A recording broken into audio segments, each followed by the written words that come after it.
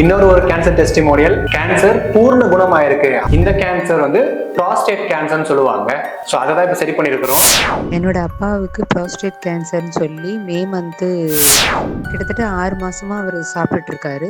இப்போ போய் ரிசல்ட் எடுத்து பார்க்கும்போது அவருக்கு அந்த ப்ராஸ்டேட் கேன்சர் வந்து ஒழிக்க முடியாத ஒரு வியாதி இல்லை அப்படிங்கிறதுக்கு மீண்டும் மீண்டும் ஊர்ஜிதமாக ஏஜ் ரெஸ்ட்ரிக்ஷன்ஸ் கிடையாது, சாப்பிடும் பின் கிடையாது, எந்த பத்தியும் கிடையாது, அந்த அளவுக்கு யூசர் ஃப்ரெண்ட்லி அப்படின்றது இந்நேரத்துக்கு உங்க எல்லாருக்குமே புரிஞ்சிருக்கும்.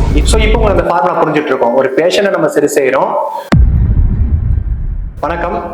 ஆமாங்க, நீங்க அந்த டைட்டில் அண்ட் தம்ப்நெயில்ல பார்த்தது உண்மைதான். இன்னொரு கேன்சர் டெஸ்டிமோனியல். கேன்சர் பூர்ண குணமாயிருக்கு அப்படின்றதுக்கான எவிடன்ஸ் தான் இந்த வீடியோ. ஆல்ரெடி நம்ம நிறைய வீடியோஸ் போட்டிருப்போம். அந்த லிஸ்ட்ல இன்னொரு டெஸ்டிமோனியல். இந்த கேன்சர் வந்து ப்ராஸ்டேட் கேன்சர்னு சொல்லுவாங்க.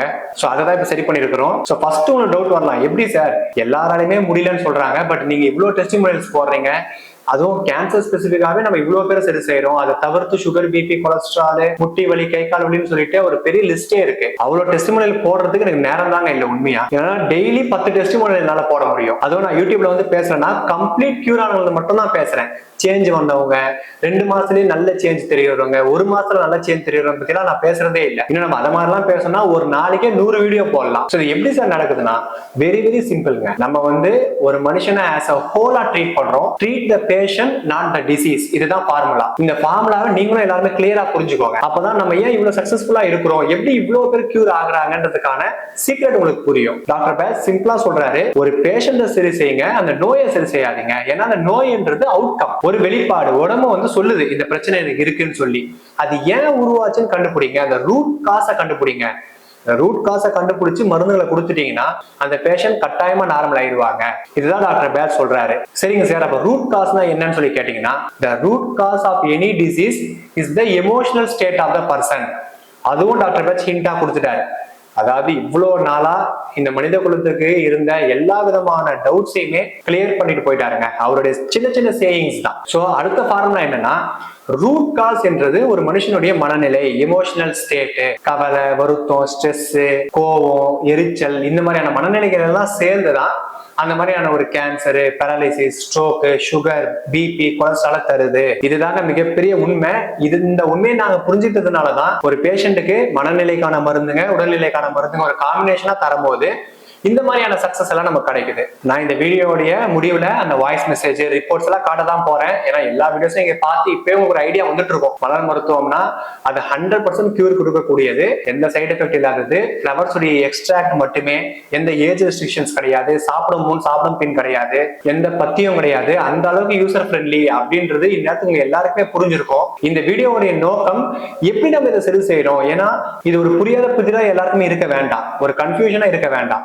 அதை நான் ஓபன் அப் பண்றதுக்கு தான் இந்த வீடியோவே போட்டிருக்கிறேன். சோ இப்போ உங்களுக்கு அந்த ஃபார்முலா புரிஞ்சுட்டு இருக்கோம். ஒரு பேஷண்ட்டை நம்ம சரி செய்யறோம், இந்த டிசீஸை சரி செய்யல. ஏன்னா அந்த டிசீஸை சரி செஞ்சோம்னா நாளைக்கு இன்னொரு டிசீஸ் வரும், அதை சரி செஞ்சோம்னா அது அடுத்த நாள் இன்னொரு டிசீஸ் வரும். சோ அப்ப நம்ம வந்து பேஷண்ட் தான் சரி செய்யணும். அப்ப பேஷண்ட்டை சரி செய்யறதுன்னா அவங்களுடைய ஆழமனது கவலைகள், டீப் ரூட்டட் சாரோஸ்ன்னு சொல்றாங்க, அதோடைய விளைவு தான் இந்த மாதிரியான பிரச்சனைங்க. நான் நிறைய வீடியோல கேட்டிருக்கிறேன், பெண்களுக்கு கேன்சர் வருது, குழந்தைங்களுக்கு வருது, பெரிய கொடிய நோய்கள்லாம் வருது. நிறைய பேர் பாத்தீங்கன்னா, சார் நான் தண்ணி அடிக்கல, எந்த கெட்ட பழக்கமும் இல்ல, சிகரெட் குடிக்கல, ஆனா எதுக்கு ஏன் சார் இவ்வளவு பெரிய நோய் வருதுன்னு கேக்குறாங்க. அதுக்கு எல்லாமே ரீசன் என்னன்னு யோசிச்சிருக்கீங்களா நான் கேட்டிருக்கிறேன். அதே மாதிரி தண்ணி அடிக்கிற எல்லாருக்குமே கேன்சர் வருதா, ட்ரக்ஸ் சாப்பிட்ற எல்லாருக்குமே கேன்சர் வருதா, இல்லைன்னா பெரிய பெரிய பிரச்சனைங்க வருதா, கிடையாது. அப்ப ஃபர்ஸ்ட் ஆஃப் ஆல் இந்த புரிதலுக்கு நீங்க வாங்கன்னு சொல்லி என்னுடைய ஓல்டு வீடியோஸ்லாம் நான் கிளியர் பண்ணிருக்கிறேன். இப்போ நோய் எப்படி உருவாகுது அப்படின்றத பத்தி. ஸோ அதெல்லாம் நீங்க செக் பண்ணி பார்க்கலன்னா என்னுடைய ப்ரீவியஸ் வீடியோஸ் எல்லாம் செக் பண்ணி பாருங்க, ஒரு கம்ப்ளீட் அண்டர்ஸ்டாண்டிங் உங்களுக்கு கிடைக்கும். இப்போ நம்ம ஸ்ட்ரெயிட் டு பாயிண்ட் வரலாம். நம்ம கான்செப்ட் பொறுத்த வரைக்கும் ஃபீவரா இருந்தாலும் கேன்சரா இருந்தாலும் நம்மளுடைய முறை ஒண்ணுதாங்க.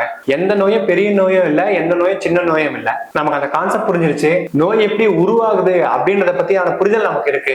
அதை எப்படி சரி செய்யணும் அப்படின்றத நம்ம டாக்டர் பேட்ச் ரொம்ப அழகா சொல்லி கொடுத்துட்டாரு. அதை தவிர்த்து நம்ம நாகலிங்கம் சார் இந்தியன் ஃபிளவர்ஸோட ரிசர்ச் பண்ணி அதுல ஒரு ஐடியா நம்ம கொடுத்துட்டாரு. வேற என்னங்க வேணும். நம்ம இந்தியன் ஃபிளவர்ஸையும் பேட்ச் ஃபிளவர்ஸையும் ஒரு காம்பினேஷனா மேக் பண்ணி கொடுத்தால் எந்த ஒரு பிரச்சனையா இருந்தாலும் குணமாகும். இப்போ அவங்க சொல்லியிருப்பாங்க இந்த டெஸ்டிமோனியல்ல, நான் 6 மாசம் தொடர்ந்து கொடுத்தேன். இவ்வளவுதாங்க, ரொம்ப சிம்பிள். நம்ம ரொம்ப கஷ்டப்பட வேணாம், ரொம்ப செலவு பண்ண வேணாம். ஸ்கேன் டெஸ்ட்னே பல லட்ச ரூபா நம்ம செலவு பண்றோம், எந்த அவசியமும் இல்லைங்க. அகைன் நான் சொல்ல விரும்புறது என்னன்னா, யூனிவர்ஸ்ல ஒரு பிரச்சனை இருக்குன்னா அதுக்கு சொல்யூஷன் உண்டு. அதை தயவு செய்து புரிஞ்சுக்கோங்க. யூனிவர்ஸ்ல ஒரு பிரச்சனையை கொடுத்துட்டு சொல்யூஷன் கொடுக்காம இருக்காது. அது லா யூனிவர்ஸும் கிடையாது. Every problem has a solution. அந்த சொல்யூஷனை நம்ம கண்டுபிடிக்கலன்னு வேணா சொல்லலாமே தவிர்த்து இது இன்கியூரபிள், இது சரி செய்ய முடியாது அந்த மாதிரி நம்ம சொல்லவே முடியாதுங்க. அதனாலதான் நான் எல்லா வீடியோமே வித் எவிடன்ஸ் பேசுறேன். Voice message, reports, WhatsApp chat எல்லாத்தையுமே காமிக்கிறேன். அதுவும் நிறைய பேஷன்ஸ் இதுக்கு அக்செப்ட் வேற பண்ண மாட்டாங்க. நீங்க இல்ல இதை போடக்கூடாது யூடியூப்ல. சோ அந்த மாதிரியே எங்களுக்கு நாங்க அவங்களுக்கு புரிய வைக்கிறதுக்கே டைம் ஆகுது. இல்ல இது ஒரு அவேர்னஸுக்கு தான் நம்ம சொல்றோம் அப்படின்னு சொன்னா கூட நிறைய பேர் போடக்கூடாதுன்னு சொன்னா நம்ம என்னங்க பண்ண முடியும்? சோ அதெல்லாம் மீறி அக்செப்ட் பண்றவங்களுக்கும் அவங்களுக்கு கொஞ்சம் புரிய வச்சு இது நம்ம எதுக்காக இதை செய்யறோம் அப்படின்ற அண்டர்ஸ்டாண்டிங் கொடுத்த பிறகு அவங்களுடைய அக்செப்டன்ஸ் எல்லாம் வாங்கின பிறகுதான் நம்ம இந்த மாதிரி வீடியோஸே போடுறோம். அதனாலதான் பாத்தீங்கன்னா அந்த பேஷண்டுடைய பேர் சொல்றது இல்ல, பேஷண்டுடைய போன் நம்பரோ வேற எந்த ஒரு ஹிஸ்டரியுமே நம்ம காமிக்கிறது இல்ல. ஏன்னா நம்ம அதை ஒரு கான்பிடென்ஷியலா வச்சுக்கணும் அப்படின்றதுதான் நோக்கம்.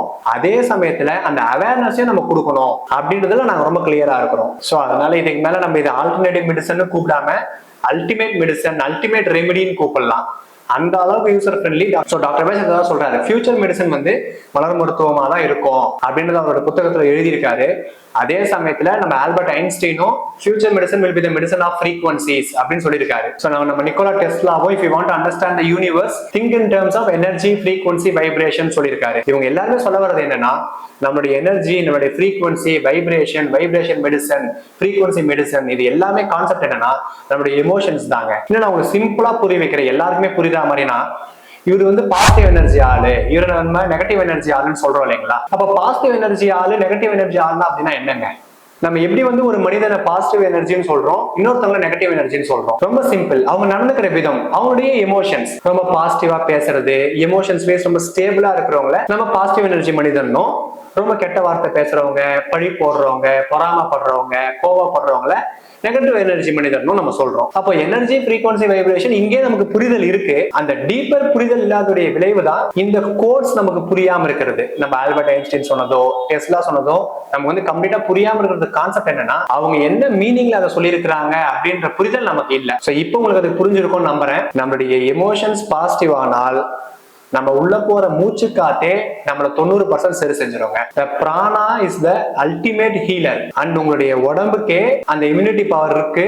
நோய்களோட போராடுறதுக்கும் அந்த நோயில இருந்து விடுபடுறதுக்கு நம்ம உடம்பாலேயே முடியும். அதுக்கு ஒரு சப்போர்ட்டிவ் தான் நம்ம மலர் மருத்துவம், ஃப்ளவர் ரெமிடிஸ் அப்படின்றது. ஸோ வாய் வழியாவே மருந்து சாப்பிட்டு நம்ம சரியாயிட்டோம்னா வேற என்னங்க வேணும்?